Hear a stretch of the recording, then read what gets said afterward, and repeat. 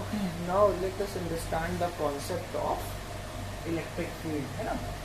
जैसे हमने इमेजिन किया एक चीज कि अगर कोई चार्ज क्यू रखा है ना, तो इसमें एक चार्ज क्यू पे फोर्स लगाई, क्या लगाई, फोर्स। तो जरा सोचो कि हमने क्या इसको इससे टच कराया या इसने इसको जाके धक्का मारा, नहीं मारा ना, लेकिन फिर भी क्या हुआ कि इसने इस पे एक फोर्स लगाई, है ना। तो कॉमन सी बात है, इसके चारों ओर एक ऐसा कह लो फील्ड जनरेट हो रही होगी जो कि हमें दिखाई नहीं पड़ती, इनविजिबल होती है, लेकिन स्टिल वो कुछ जाके इस पे फोर्स लगा रही है। अगर यहीं पे मैं माइनस कर देता तो इसको क्या करती, अट्रैक्ट कर लेती, है ना। तो ये कुछ जो फील्ड है बेसिकली इनविजिबल होती है, ये होती क्या है, इस सब चीज़ के बारे में हमको पढ़ रहा है ना। हमने इसने इसको टच थोड़ी किया, तो हमें लगा कि मैंने चार्ज रखा है और इसने यहाँ से कोई वेव निकली या कुछ निकली रेडिएशन, उसने क्या किया, इसको जाके धक्का मारा या इसको पकड़ के ऐसे खींच लिया, पर वो चीज़ दिखाई नहीं दी। ये बात क्लियर हो गई। तो इलेक्ट्रिक फील्ड है क्या, कैसे इसको नापते हैं। तो इलेक्ट्रिक फील्ड डिफाइन किया गया, इज डिफाइंड एज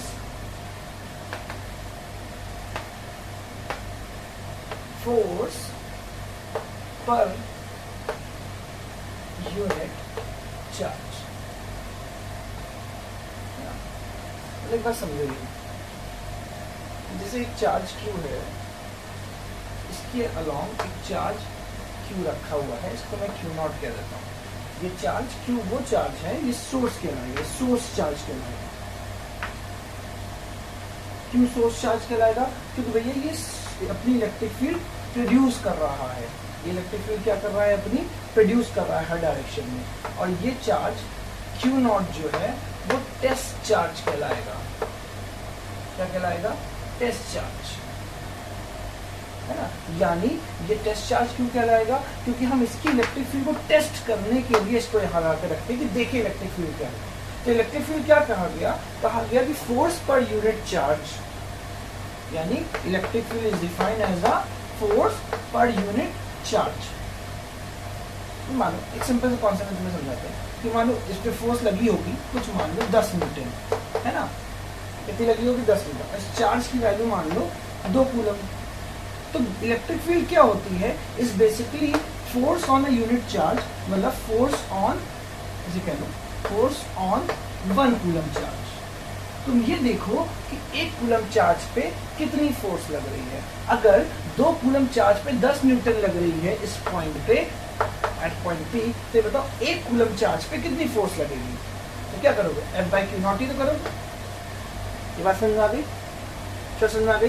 बेसिकली का force on 1 coulomb charge, simple language में बोलो तो, ठीक है। तो इसकी यूनिट क्या आएगी,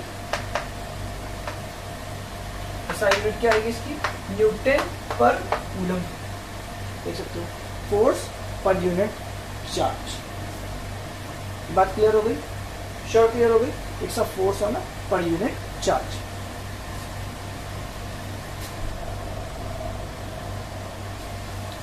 अच्छा, कई बार बुक में इसको ऐसे कहते हैं, टेस्ट चार्ज पार्टिकल है, इसको कह देते हैं test charge particle should be tends to 0। इसकी वैल्यू क्यों टेंस टू 0 लिख देते हैं, मैंने मतलब मैंने टाइम इलेक्ट्रिक फील्ड को ऐसे भी डिफाइन कर देते हैं, limit delta q not tends to 0 f by q not, ऐसे भी लिख देते हैं। पर इसमें घबराने वाली कोई बात नहीं है, ये सिर्फ टर्मिनोलॉजी। इसका मतलब देखो, डेल्टा क्यू नॉट बहुत छोटा होना चाहिए। क्या होना चाहिए, छोटा होना चाहिए। इसलिए इसको बहुत छोटा लेते हैं कि देखो अगर ये यहाँ पे रखा है, तो अगर इसकी वैल्यू बहुत ज़्यादा होगी तो ये भी इस पर क्या लगाने लगेगा, फोर्स लगाने लगेगा, है ना। जब ये इस पर फोर्स लगाएगा तो ये अपनी पोजीशन पे टिक नहीं पाएगा, एक जगह रह नहीं पाएगा, ये अपनी पोजीशन से हिल जाएगा, तो इलेक्ट्रिक फील्ड की वैल्यू वेरिएट कर जाएगी। बस मैं इसलिए इसको ऐसा कहते हैं, तो एक सिंपल टर्मिनोलॉजी है, समझो।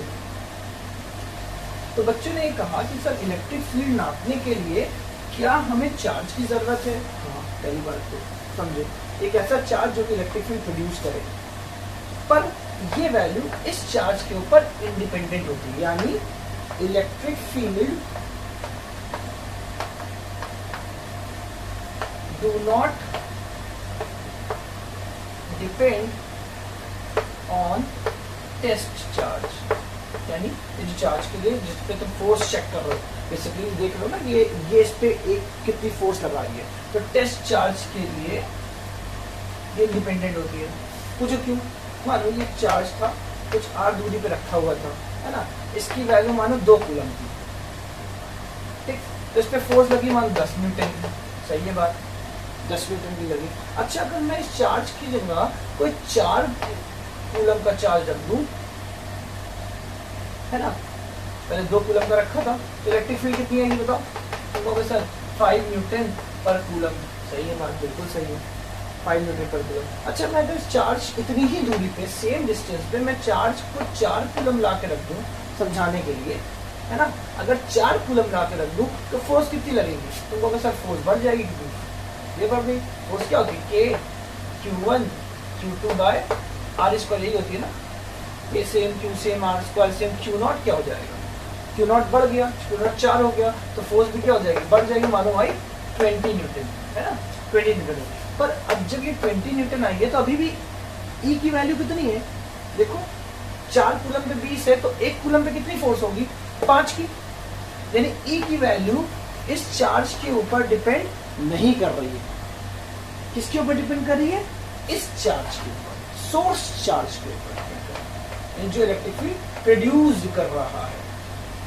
अगर इसकी वैल्यू बढ़ेगी तो इलेक्ट्रिक फील्ड की वैल्यू बढ़ जाएगी, लेकिन इसकी वैल्यू बढ़ाने का टाइम इलेक्ट्रिक फील्ड जनरेट होने वाली नहीं है। तो बच्चे कहेंगे सर ये बताइए कि इलेक्ट्रिक फील्ड को नापने के लिए चार्ज की जरूरत है? नहीं है, नहीं है ना। ये तो हम इसलिए रख रहे हैं ताकि हमको इलेक्ट्रिक फील्ड की वैल्यू पता चल सके, यानी इस पॉइंट पे ये पता चल सके, इस पॉइंट पे कि 1 कूलम चार्ज पे कितनी फोर्स लग सकती है। बेसिकली ये बताएगा कि 1 कूलम चार्ज पे कितनी फोर्स लग रही है। अगर हमें पता चल गया कि इस 1 कूलम चार्ज पे कितनी फोर्स लग रही है, तो 2 कूलम पे नहीं पता चल जाएगा, 3 कूलम पे नहीं पता चल जाएगा, है ना। तो यहाँ डायरेक्टली अगर तुम्हें निकालना है, यहाँ पे अगर तुमने कुछ Q0 ला के रख दिया, तुम्हें फोर्स पता करना है क्या होगा, तो तुम क्या कहोगे? Q0E, है ना। मानो मैंने कहा इलेक्ट्रिक फील्ड की वैल्यू 5 न्यूटन पर कूलम है, इसका मतलब कि 1 कूलम का चार्ज अगर यहाँ पे रखा जाए तो कितनी फोर्स लगेगी? 5 न्यूटन की। तो मैंने यहाँ पे लाके कुछ Q0 कूलम का चार्ज रख दिया, सपोज करो, कितने का रख दिया? कुछ Q0 मानो 2 कूलम रख दिया, तो मुझे फोर्स बता सकते हो कितनी लगेगी इस पे? क्या कहोगे? Q0 तो बोलोगे। अगर 1 न्यूटन पे 5 की लग रही है तो 2 पे कितनी लगेगी? मल्टीप्लाई कर दोगे, या सिंपल से यहाँ देखो F इक्वल टू क्या होता है? F अपॉन Q0, तो F की वैल्यू क्या आएगी? Q0। बात में आ गई। ये Q और ये Q में फर्क समझ में आया? ये वाला वो Q है जो कि इलेक्ट्रिक फील्ड को प्रोड्यूस कर रहा है, और ये वाला वो Q है जो कि इलेक्ट्रिक फील्ड में रखा हुआ है। तो जो इलेक्ट्रिक फील्ड में रखा होता है, इस पे हम इलेक्ट्रिक फोर्स चेक करते हैं, इलेक्ट्रिक फील्ड चेक करते हैं, उसे कहते हैं टेस्ट चार्ज पार्टिकल, और जो इलेक्ट्रिक फील्ड प्रोड्यूस करता है उसे कहते हैं सोर्स चार्ज। बस में आ गई? श्योर समझ में आ गई? अच्छा, यहाँ से अगर सिंपल सा क्वेश्चन देखें,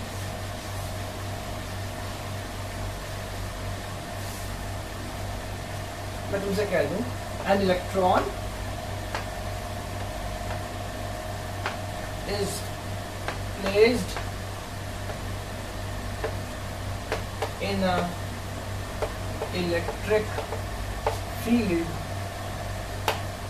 of strength 2 into 10 की पावर 5 न्यूटन पर कूलम, है ना, कांस्टेंट 2 into 10 की पावर 5 न्यूटन पर coulomb. Find the acceleration produced। क्या देखो? फाइंड द एक्सेलरेशन प्रोड्यूस्ड, है ना। तो तुमसे कहा जा रहा है कि एक इलेक्ट्रिक फील्ड है, इसमें एक इलेक्ट्रॉन को तुमने रख दिया है ना, इलेक्ट्रॉन को तुमने रख दिया है, तो ये कौन सा चार्ज हुआ? Q0 हुआ या Q हुआ? ये Q0 हुआ, ये इलेक्ट्रिक फील्ड प्रोड्यूस नहीं कर रहा है, ये रखा हुआ है। तो इस पे फोर्स क्या होगी? फोर्स होगी, बोलो, Q0E, और यहाँ पे Q0 क्या है? इलेक्ट्रॉन है, क्या है, इलेक्ट्रॉन है, यानी जो फोर्स आएगी वो ई आएगी। ई की वैल्यू कितनी, इलेक्ट्रॉन का चार्ज कितना भैया 1.6 इंटू 10 की पावर माइनस 19 कूलम इंटू ई की वैल्यू 2 इंटू 10 की पावर 5, कितना आया 3.2 इंटू 10 की पावर बताओ माइनस 14 न्यूटन। ये फोर्स आ गई, ये क्या आ गई, फोर्स आ गई। अच्छा, अगर फोर्स ये है, इसका मास तो एम होगा ना, इसका मास भी समथिंग एम होगा, इस पे फोर्स कितनी लग रही, इतने की लग रही, तो एक्सेलरेशन क्या होगा, हमें पता फोर्स का फॉर्मूला था मास इनटू एक्सेलरेशन। तो फोर्स कितनी लग रही है, फोर्स लग रही है 3.2 इंटू 10 की पावर माइनस 14 न्यूटन, है ना। मास कितना है, इलेक्ट्रॉन है, तो 9.1 इंटू 10 की पावर माइनस 31 kg। बस में आ गई, इतने लिखना है इनटू एक्सेलरेशन निकाल लो, कौन सी बोल बोलेगा, बस में आई। चलो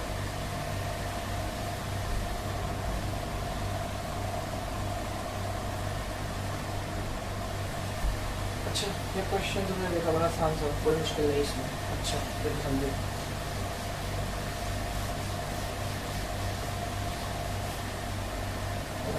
नेक्स्ट बार electric field depends upon r क्या है, distance of source charge from the point at which electric field needs to be calculated, है ना। ये आर क्या है, r is the distance of the source charge from the point at which electric field has to be calculated, है ना। देखो अगर ये आर बढ़ेगा तो फोर्स क्या हो जाएगी, अगर आर बढ़ गया तो फोर्स क्या हो जाएगी, कम हो जाएगी, है ना। मानो यहाँ पे 1 कूलम चार्ज रखा था, इस पे पहले फोर्स कुछ लग रही थी, वही इलेक्ट्रिक फील्ड होगी, जो 1 कूलम चार्ज फोर्स सकती है वही इलेक्ट्रिक फील्ड होगी। जब तुमने दूरी बढ़ा दी तो ये फोर्स क्या हो गई, ये जो फोर्स लग रही थी, पहले एफ लग रही थी, बाद में एफ डैश, ये फोर्स तो कम हो जाएगी। तो 1 कूलम यहाँ ला के रख दो, दूरी बढ़ा दो, तो इलेक्ट्रिक फील्ड क्या हो जाएगी, कम हो जाएगी। यानी एक स्ट्रेट लाइन पे इलेक्ट्रिक फील्ड फिक्स रहने वाली नहीं है। यानी इससे ये समझ में आई कि ये स्फेरिकल सिमेट्री हो सकती है। देखो समझो, जैसे ये मानो यहाँ पे मैंने क्यू चार्ज रखा हो और ये इलेक्ट्रिक फील्ड प्रोड्यूस करता है रेडियली आउटवर्ड्स,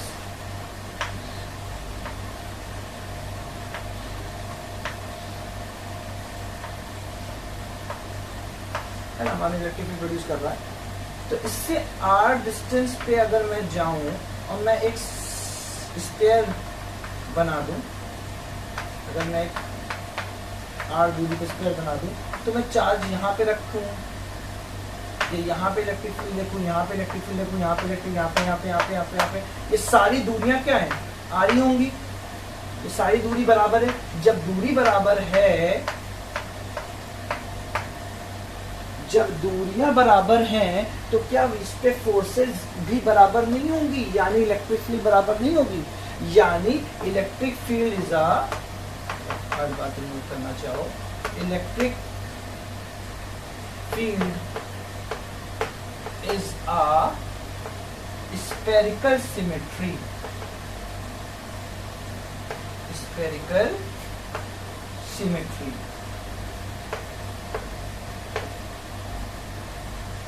बात समझ में आ गई, श्योर समझ में आ गई। अच्छा भैया, चलो okay.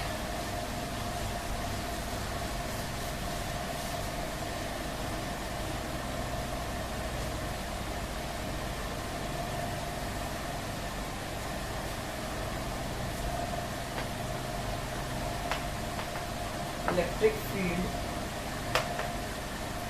due to a point charge,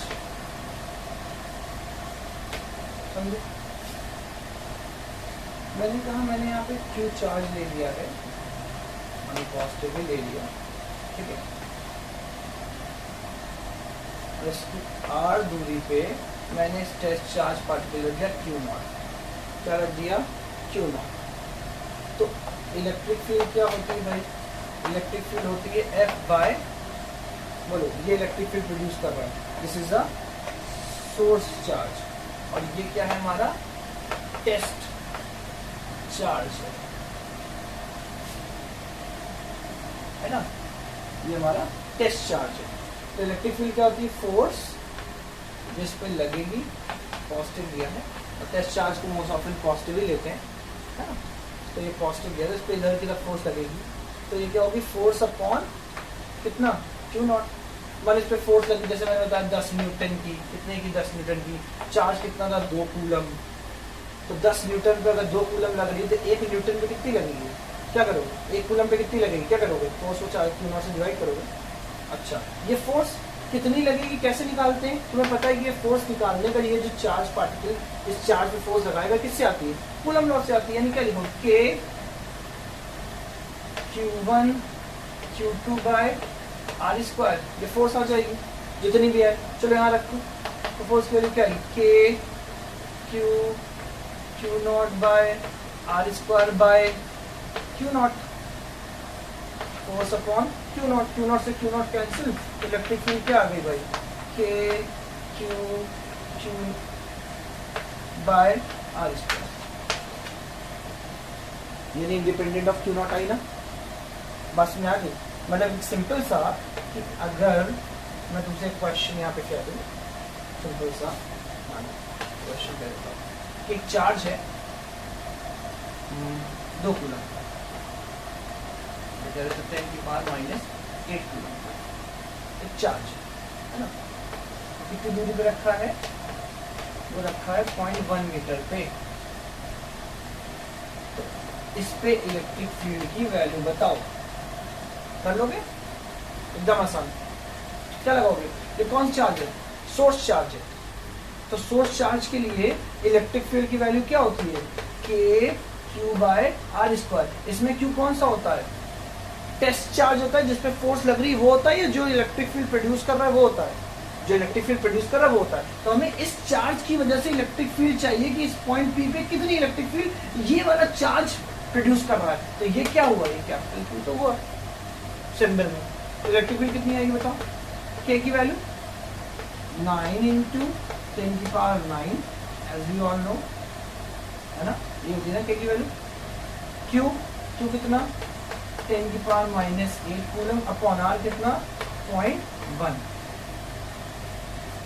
हो जाएगा, कितना आएगा, ये पॉइंट ऊपर 0 बढ़ेगा 10, यानी 9 × 10⁻² न्यूटन पर कूलम, बस में आ गई। यानी अगर 1 कूलम का चार्ज रख दोगे तो इतनी फोर्स लगेगी, इसको अगर लिखना चाहो तो 900 न्यूटन पर कूलम भी लिख सकते हो, बस में आ गई।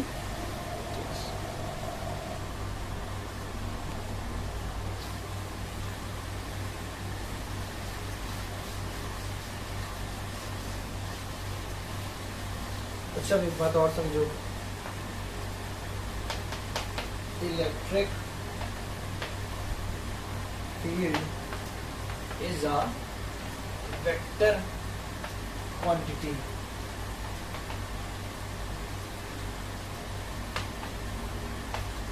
भाई ये वेक्टर क्यों है, क्योंकि बेसिकली ये फोर्स ही तो है, ये फोर्स है on a unit charge, 1 coulomb charge पे, तो है तो फोर्स ही ना, है तो फोर्स ही ना, तो force is a vector quantity, that's why electric field is also a vector quantity.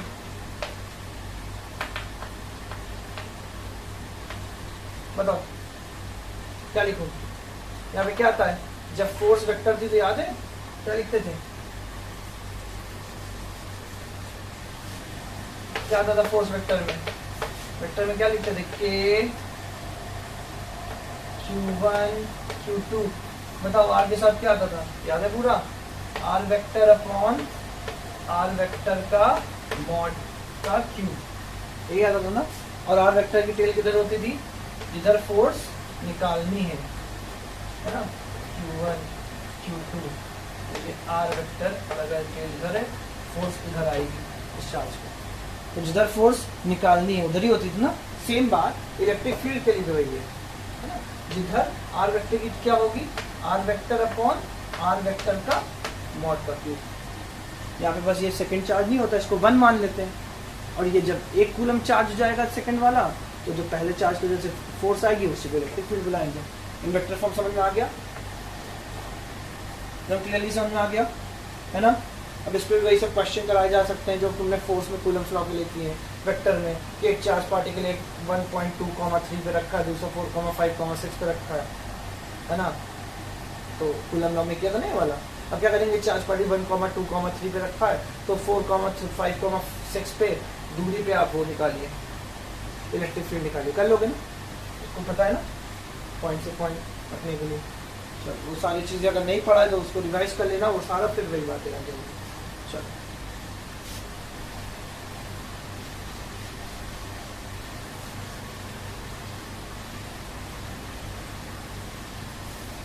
चलो एक थोड़ा सा और क्वेश्चन कर लेते हैं, एग्जाम्पल देखो। मैंने कहा कि दो चार्ज पार्टिकल हैं, दो चार्ज पार्टिकल हैं, एक है Q, एक है Q, इसकी वैल्यू 10⁻⁸ कूलम, इसकी वैल्यू -10⁻⁸ कूलम। अब क्योंकि इलेक्ट्रिक फील्ड वेक्टर है तो सारे वही वाले लॉ लगेंगे। बात में आ रही कि नहीं आ रही, वेक्टर वाले सारे लॉ लगेंगे, नॉर्मल तरीके से नहीं होगा, ठीक है।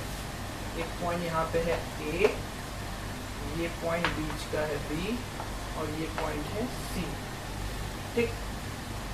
ये लोग 0.1 मीटर मान लो अपार्ट, ठीक। ये दूरी कितनी है 0.05 मीटर, और ये दूरी कितनी है 0.05 मीटर, और ये दूरी कितनी है 0.05 मीटर, ठीक। बीच भी जो है वो मिड पॉइंट है, क्या है मिड पॉइंट। तो find net electric field due to the charges at, कहाँ फाइंड करना, A पे, B पे और C पे। बात समझ में आ गई, बोल समझ में आ गई। अच्छा एक बात शायद मैंने बताई नहीं, एक बात याद रखो, यहाँ पे यहीं पे नोट करके लिख लो कि पॉजिटिव चार्ज से हमेशा इलेक्ट्रिक फील्ड निकलती है ना, पॉइंट निकालने में इलेक्ट्रिक फील्ड हमेशा निकलेगी, पॉजिटिव चार्ज से हमेशा निकलती है, और नेगेटिव चार्ज से इलेक्ट्रिक फील्ड हमेशा क्या करते हैं, नेगेटिव चार्ज अंदर की तरफ आती है। ये बात याद रखना, वेक्टर है क्योंकि डायरेक्शन इज इम्पॉर्टेंट, क्योंकि ये वेक्टर है तो पॉजिटिव चार्ज से हमेशा इलेक्ट्रिक फील्ड क्या होती है, निकलती है, और नेगेटिव चार्ज से हमेशा इलेक्ट्रिक फील्ड अंदर की तरफ आती है, नेगेटिव चार्ज की। बस में आ गई। चलो पॉज कर ट्राई करो इसको।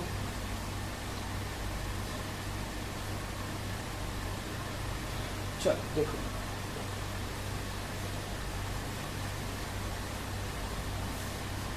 पहले चलो मैं ए पॉइंट पे निकालता हूँ, है ना, तो पहले मैं ए पॉइंट पे निकालता हूँ, समझो। मैंने कहा यहाँ पे एक चार्ज रखा है,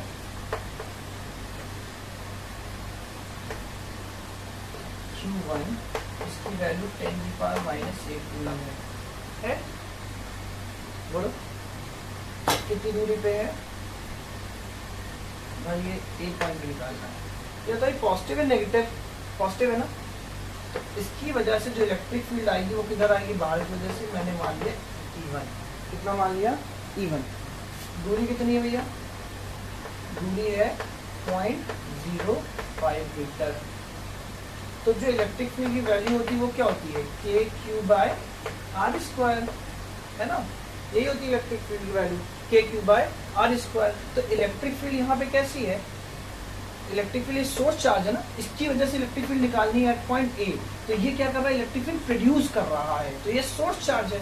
तो इलेक्ट्रिक फील्ड इवन जो आएगी वो कितनी आएगी, के बोलो क्यू, क्यू कितना है 10 की पावर -8 बाय आर स्क्वायर कितना है 0.05 का होल स्क्वायर, बोलो सही है। अच्छा ये बात समझ में आई, ठीक है, इतना देख लो, कॉपी कर लो। अब मैं इसको रब कर रहा हूँ, इसको मैं रब कर रहा हूँ। सिमिलरली यहाँ पे एक और चार्ज रखा था Q2 रखा था, वो भी क्या करेगा, वो भी ए पॉइंट पे अपनी इलेक्ट्रिक फील्ड जनरेट करेगा। वही वाली बात, पहला लेक्चर बिल्कुल कूलम्ब लॉ का याद रखो एकदम दिमाग से, कि एक चार्ज के होने दूसरे चार्ज के ऊपर की फोर्स इफेक्ट नहीं करती, तो ये अपनी फोर्स इसके ऊपर लगाएगा, यानी अपनी इलेक्ट्रिक फील्ड इसके ऊपर प्रोड्यूस करेगा। पर ये है कैसा, ये है नेगेटिवली चार्ज Q2 है, तो कैसा है -10 की पावर -8 कूलम्ब, यानी ये कैसा है नेगेटिवली चार्ज है। तो ये क्या करेगा, इलेक्ट्रिक फील्ड इससे क्या होगी, नेगेटिव है, तो इसके अंदर की तरफ जाएगी इलेक्ट्रिक फील्ड, यानी E2 ऐसे आ गई।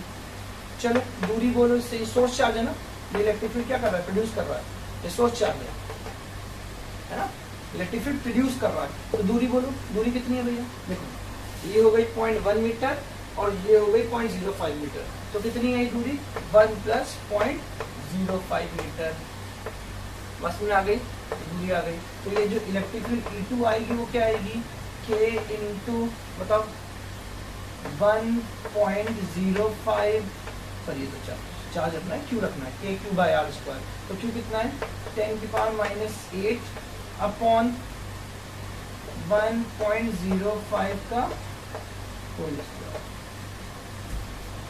बस में आ गई। तो नेट बताओ एक पॉइंट पे, तो E नेट एट ए कितनी आएगी बताओ, दोनों ऑपोजिट हैं, कौन सा ज्यादा होगी, E1 - E2 या E2 - E1, भाई ये करीब है ना, तो इसकी इलेक्ट्रिक फील्ड E1 और इसकी इलेक्ट्रिक फील्ड E2 कौन ज्यादा होगी, ये करीब है तो इसकी इलेक्ट्रिक फील्ड ज्यादा होगी, देखो ना, इन्वर्सली प्रोपोर्शनल टू R², यही पढ़ा है फॉर्मूले में, देखो तो ये बढ़ेगा तो ये घटेगा, तो ये घटेगा तो ये बढ़ेगा, तो इलेक्ट्रिक फील्ड क्या है इसकी ज्यादा होगी, यानी नेट कितनी आएगी E1 - E2। तुम्हें पता है ना, तुम्हें वेक्टर है पर तुम्हें √8² + b² + 2ab cos θ √ वाला फॉर्मूला लगाने की जरूरत नहीं है, क्योंकि तुम्हें पता है जब ऑपोजिट होते हैं वेक्टर, दो वेक्टर, तो उनको डायरेक्ट सब्ट्रैक्ट कर सकते हो, और सेम डायरेक्शन में तो डायरेक्ट ऐड कर सकते हो, बाकी के लिए फॉर्मूला लगाते रहो। तो E1 कितना है भाई, E1 है K इंटू 10 की पावर -8 बाय 0.05 का होल स्क्वायर। E2 कितना है K इंटू 10 की पावर -8 अपॉन 1.05 का होल स्क्वायर। अब इसको सिंप्लीफाई कर लेना, चलो एट बी निकालते हैं, एट बी निकालते हैं, इसको मेरा पॉज करके कॉपी कर लो, मैं रख कर रहा हूँ।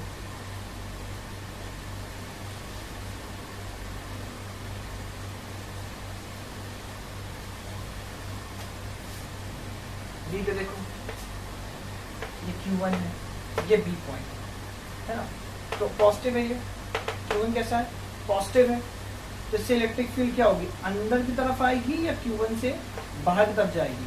पॉजिटिव चार्ज से हमेशा इलेक्ट्रिक फील्ड क्या होती है, बाहर की तरफ जाती है, और नेगेटिव चार्ज से क्या होती है, नेगेटिव चार्ज से क्या होती है, अंदर की तरफ आती है। तो यहाँ बी पॉइंट पे इलेक्ट्रिक फील्ड जो होगी वो पॉजिटिव से बाहर की तरफ जाएगी, ये हो गई बाहर की तरफ जा रही है। अच्छा इसकी वैल्यू बोलो, इसको भी मैं मान लेता हूँ, E1 मान लेता हूँ, एट बी कर रहा है, E1 क्या होगा K Q की वैल्यू कितनी है बताओ, 10 की पावर माइनस, दूरी तो लिखनी है भाई, देखो ये चार्ज Q1 जिसकी वैल्यू 10 की पावर -8 कूलम है, यहाँ रखा है एट पॉइंट बी, जो कि दूरी कितनी है 0.05, कितनी है 0.05। तो बताओ इसकी E की वैल्यू कितनी होगी, E की वैल्यू होगी K Q की वैल्यू है 10 की पावर -8 बाय 0.05 का होल स्क्वायर, बोलो सही है। सिमिलरली यहाँ पे एक चार्ज पार्टिकल रखा है क्या, सिमिलरली यहाँ पे चार्ज पार्टिकल रखा है Q2 जो कि नेगेटिव है। क्या है? नेगेटिव है। तो इससे इलेक्ट्रिक फील्ड निकलेगी या इसके अंदर की तरफ आएगी? इससे इलेक्ट्रिक फील्ड अंदर की तरफ आएगी। इसको नाम देते हैं क्या? E2, क्योंकि ये नेगेटिव था। कैसा था? नेगेटिव था। तो E1 कैसे थी? E1 तो सिर्फ बाहर की तरफ थी, हमने देखा। और E2 कैसे है? चार्ज के अंदर की तरफ है। E2 क्या है? वो भी K इंटू 10⁻⁸ बाय, बोलो चार्ज Q2 की वैल्यू क्या है? 10⁻⁸ है। दूरी कितनी? 0.05 का होल स्क्वायर। बताओ E नेट एट बी क्या आएगी? E1 भी ऐसे ही है, E2 भी ऐसे ही है। तो दो वेक्टर्स अगर सेम डायरेक्शन में हैं तो डायरेक्टली इनको ऐड अप कर सकते हो। तो इनका जो रिजल्टेंट आएगा वो क्या आएगा? बोलो E1 प्लस E2 कर लो। K इंटू 10⁻⁸ अपॉन 0.05 का whole square plus K into 10⁻⁸ upon 0.05 का होल स्क्वायर। बस में आ गई। चलो पॉसिबल कॉपी करो।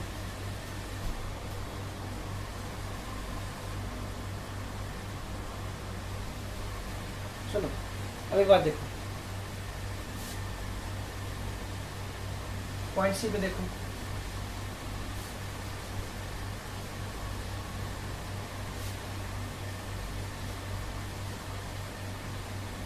चलो चार्ज है Q1 10⁻⁸ कूलम, चार्ज है Q2 10⁻⁸।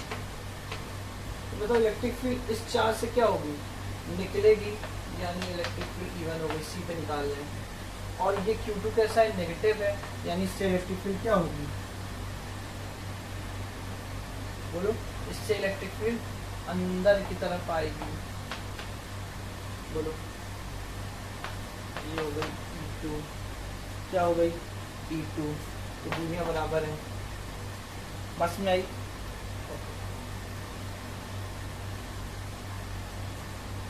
बस में आ गई। चलो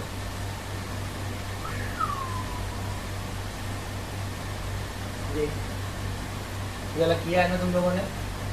किया ये वाला? कैसे करेंगे बताओ? ध्यान लगाओ। कूलम्स लॉ में किया, नेट निकाल लेगा। मैं E1 E2 लिख देता हूँ, नेट तुम निकालोगे। E1 कितना आएगा बताओ? E1 क्या आएगा? चार्ज K इंटू चार्ज जो कि 10⁻⁸ है अपॉन बोलो दूरी कितनी है? इस पॉइंट पे निकालना है। दूरी कितनी है? 0.05 का होल स्क्वायर। बहुत बढ़िया। E2 भी यही आएगा, सेम यही E2 भी आएगा। देख लो कि चार्ज की वैल्यू भी सेम है, साइन ही तो अलग है, एक्शन तो अलग आएगा। तो मैं इसको इस सिंगल तौर पे E मान लेता हूँ। क्या मान लेता हूँ? E। तो E2 आया E, E1 आया E। अब जल्दी से बताओ कैसे होगा? नेट कितना आएगा? ये तुम लोग कर सकते हो। जैसे निकालो। कंपोनेंट वाला पढ़ा है ना? थीटा तो पता है नहीं तुम्हें कि थीटा पता है? थीटा नहीं पता ना। जब थीटा नहीं पता और दोनों बराबर हैं तो नेट कहाँ आएगी? बिल्कुल बीच में ही आएगी नेट। इसका E1 का इधर आएगा कंपोनेंट, E2 का इधर आएगा कंपोनेंट।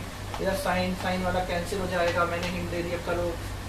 मैं बता देता हूँ नेट जो आएगी वो कितनी आएगी? बताओ जल्दी से। नेट आएगी 2E cos θ/2। θ/2 इसलिए ये एंगल थीटा माने हो तो ये एंगल और ये एंगल दोनों क्या हो जाएंगे? बढ़ जाएंगे। तो ये θ/2 तो ये भी θ/2 और ये θ/2 तो ये भी θ/2। अब यहाँ से निकालो। ये दूरी तुम्हें पता है, ये दूरी तुम्हें पता है। cos θ/2 की वैल्यू क्या होगी? ट्रायंगल बन रहा है यहाँ पे। ये cos θ/2 है। ये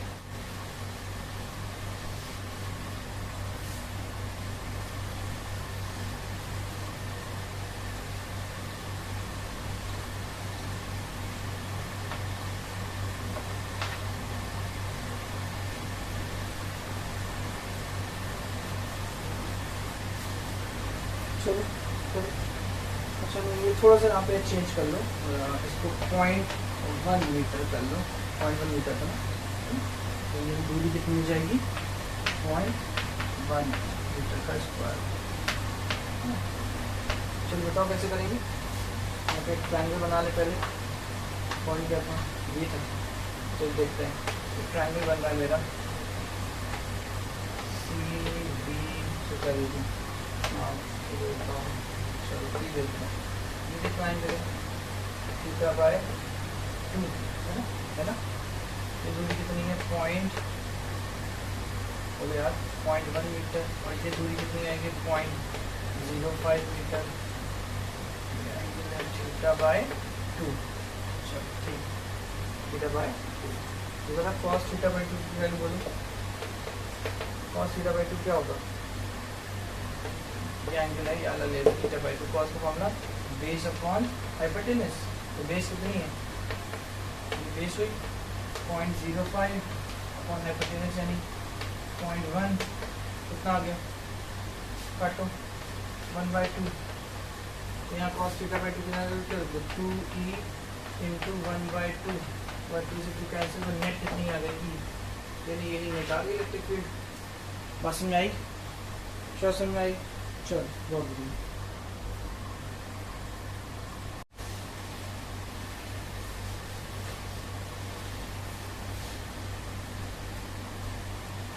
Now, देखो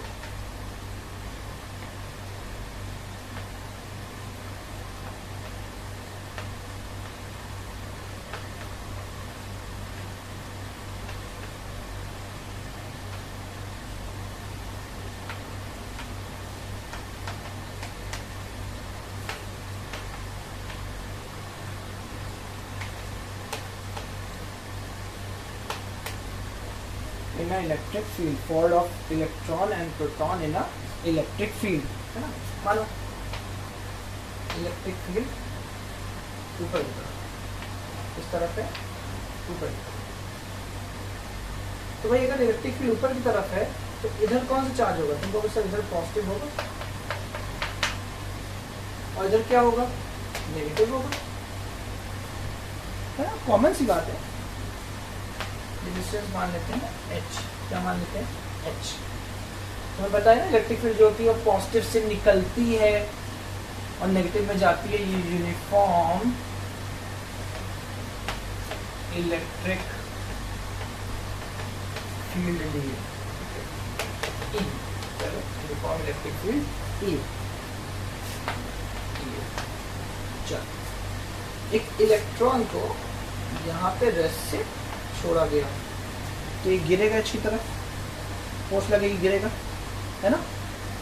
बोलो तो जो इलेक्ट्रिक फील्ड आएगी वो क्या आएगी, जो फोर्स आएगी वो क्या आएगी, मुझे बताओ। Force on electron,